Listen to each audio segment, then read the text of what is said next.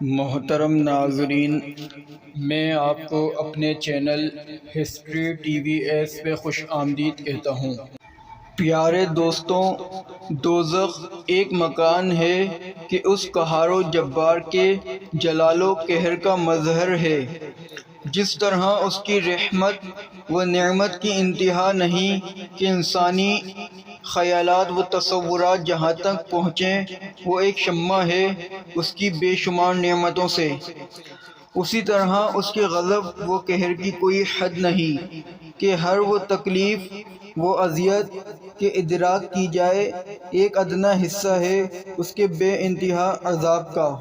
آج ہم آپ کو اپنی اس ویڈیو میں جہنم کے عذاب کا کچھ احوال بیان کریں گے۔ جہنم کے شرارے اونچے اونچے محلوں کے برابر اڑیں گے، گویا زرد اونٹوں کی قطار کے پہیم آتے رہیں گے۔ آدمی اور پتھر اس کا ایندھن ہیں۔ یہ جو دنیا کی آگ ہے اس آگ کے 70 جزوں میں سے ایک جز ہے۔ جس کو سب سے کم درجے کا عذاب ہوگا اسے آگ کی جوتیاں پہنا دی جائیں گی، جس سے اس کا دماغ ایسے کھولے گا جیسے تانبے کی پتیلی کھولتی ہے۔ وہ سمجھے گا کہ سب سے زیادہ عذاب اس پر ہو رہا ہے، حالانکہ اس پر سب سے ہلکا ہے۔ سب سے ہلکے درجے کا جس پر عذاب ہوگا اس سے اللہ عز و جل پوچھے گا کہ اگر ساری زمین تیری ہو جائے تو کیا اس عذاب سے بچنے کے لیے تو سب فدیے میں دے دے گا؟ عرض کرے گا ہاں۔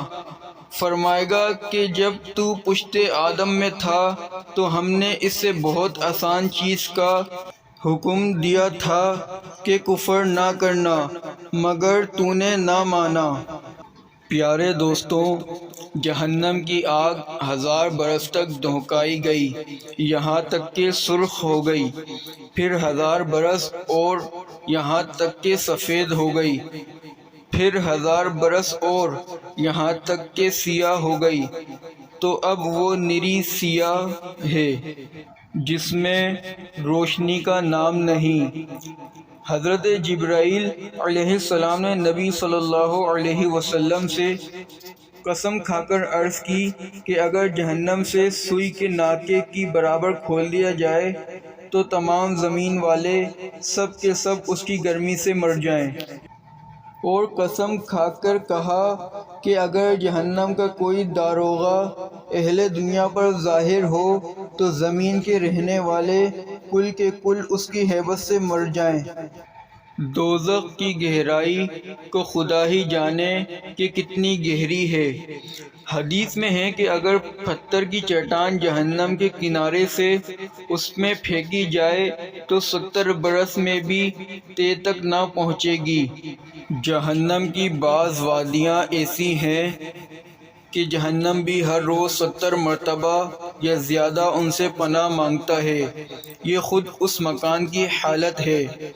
اگر اس میں اور کچھ عذاب نہ ہوتا تو یہی کیا کم تھا، مگر کفار کی سرزنش کے لیے اور طرح طرح کے عذاب مہیا کیے۔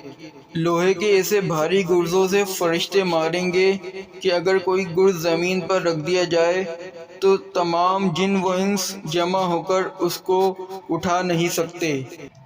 بختی اونٹ کی گردن برابر بچھو اور اللہ جانے کس قدر بڑے سانپ کہ اگر ایک مرتبہ کاٹ لیں تو اس کی سوزش، درد، بے چینی 1000 برس تک رہے۔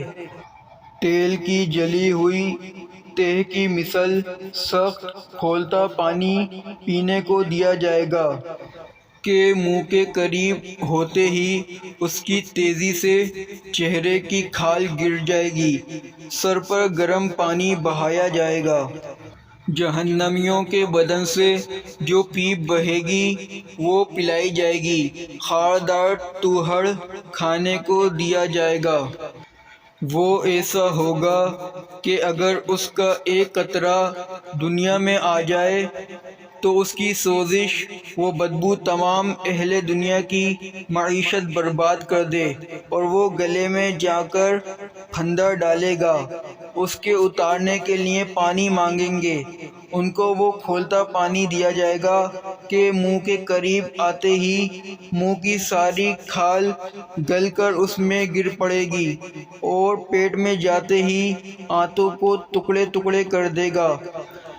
جب سب جنتی جنت میں داخل ہو لیں گے اور جہنم میں صرف وہی رہ جائیں گے جن کو ہمیشہ کے لیے اس میں رہنا ہے۔ اس وقت جنت و دوزخ کے درمیان موت کو مینڈے کی طرح لا کر کھڑا کریں گے۔ پھر منادی جنت والوں کو پکارے گا، وہ ڈرتے ہوئے جھانکیں گے کہ کہیں ایسا نہ ہو کہ یہاں سے نکلنے کا حکم ہو۔